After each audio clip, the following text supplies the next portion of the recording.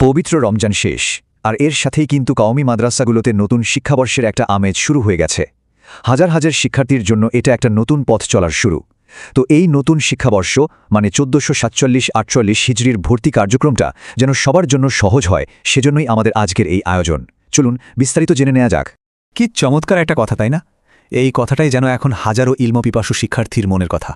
একটা নতুন উদ্যম নিয়ে জ্ঞানার্জনের জগতে ফিরে আসার এই সময়টা আসলেই খুব অনুপ্রেরণার। শাওয়াল মাস এলেই কওমি মাদ্রাসাগুলো আবারও শিক্ষার্থীদের পদচারণায় মুখর হয়ে ওঠে। তো শিক্ষার্থী আর অভিভাবকদের ভর্তির এই ব্যস্ত সময়ে সাহায্য করার জন্যেই আমরা দেশের প্রধান প্রধান মাদ্রাসার সব তথ্য এক জায়গায় নিয়ে এসেছি। তাহলে আর দেরি কেন? চলুন প্রথমেই দেশের সবচেয়ে পরিচিত আর শীর্ষস্থানীয় কয়েকটা প্রতিষ্ঠানের ভর্তির খুঁটিনাটি জেনে নেওয়া যাক। সবার আগে যে প্রতিষ্ঠানটির কথা বলতে হয় সেটি হল জামিয়া দারুল উলুম মঈনুল ইসলাম, যা হাটহাজারী মাদ্রাসা নামেই আমাদের কাছে বেশি পরিচিত। এখানে কিন্তু ভর্তি কার্যক্রম শুরু হচ্ছে ৮ শাওয়াল থেকে।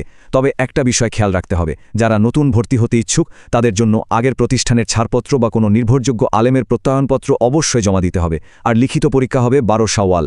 এবার আসি চট্টগ্রামের আরেকটা ঐতিহ্যবাহী প্রতিষ্ঠান আল জামিয়া আল ইসলামিয়া পটিয়া মাদ্রাসার ভর্তি তথ্যে। পটিয়া মাদ্রাসায় নতুন শিক্ষার্থীদের ভর্তি প্রক্রিয়া শুরু হবে ৭ শাওয়াল থেকে, আর এই কার্যক্রমটা কিন্তু প্রায় ২ সপ্তাহ ধরে চলবে। আচ্ছা, চট্টগ্রাম থেকে এবার তাহলে রাজধানী ঢাকার দিকে যাওয়া যাক। দেশের শিক্ষা ব্যবস্থার অন্যতম কেন্দ্র ঢাকা।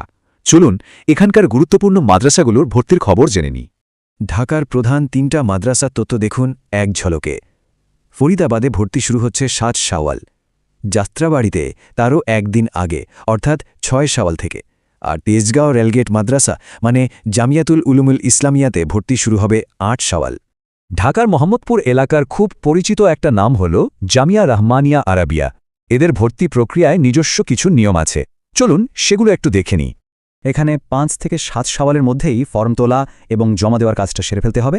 আর একটা জরুরি তথ্য হলো, প্রথম ২ জামাতের জন্য পরীক্ষা হবে শুধু মৌখিক, কিন্তু এর ওপরের বাকি সব জামাতের জন্য লিখিত এবং মৌখিক দুটো পরীক্ষাই দিতে হবে।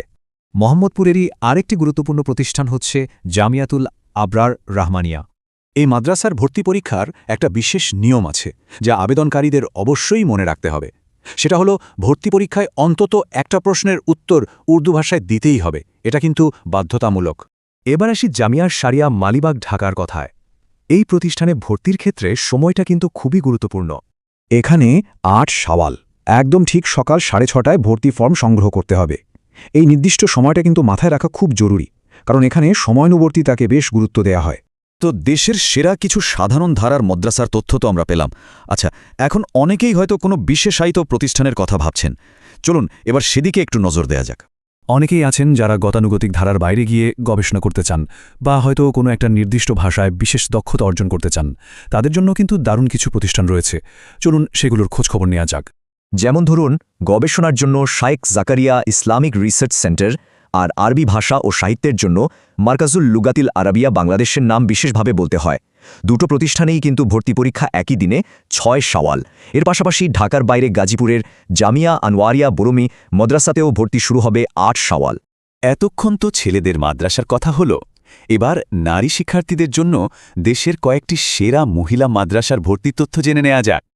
ঢাকার খাদিমুল ইসলাম মহিলা মাদ্রাসায় ভর্তি শুরু হচ্ছে ৭ শাওয়াল। আবার দেখুন, গাজীপুরের হজরত খাদিজাতুল কুবরা মাদ্রাসায় ভর্তি শুরু হয়েছে আরও আগে, ১২ই রমজান থেকে। আর মোহাম্মদপুরের আয়সারা রাহমানিয়া মহিলা মাদ্রাসাও কিন্তু ভর্তি কার্যক্রম এরই মধ্যে চলছে। আরেকটি ভালো দিক হলো, এই প্রতিষ্ঠানগুলোতে আবাসিক, অনাবাসিক এমনকি ডে কেয়ার সুবিধাও রয়েছে। বেশ কিছু তথ্য তো জানা হলো। এখন প্রশ্ন আসতে পারে, এই পুরো ভর্তি প্রক্রিয়াটাকে কিভাবে আরও সহজ আর সফল করা যায়। চলুন সে অংশে কিছু জরুরি পরামর্শ জেনে নেওয়া যাক।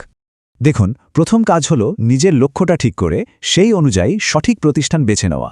দ্বিতীয়ত, যে প্রতিষ্ঠান পছন্দ করেছেন তার ভর্তি বিজ্ঞপ্তিটা খুব ভালোভাবে পড়ে সব নিয়মকানুন জেনে নিন। আর সবশেষে অবশ্যই নির্ধারিত সময়ের মধ্যে আবেদন প্রক্রিয়াটা শেষ করুন। আশা করছি এই তথ্যগুলো সঠিক সিদ্ধান্ত নিতে আপনাদের অনেকটা সাহায্য করবে।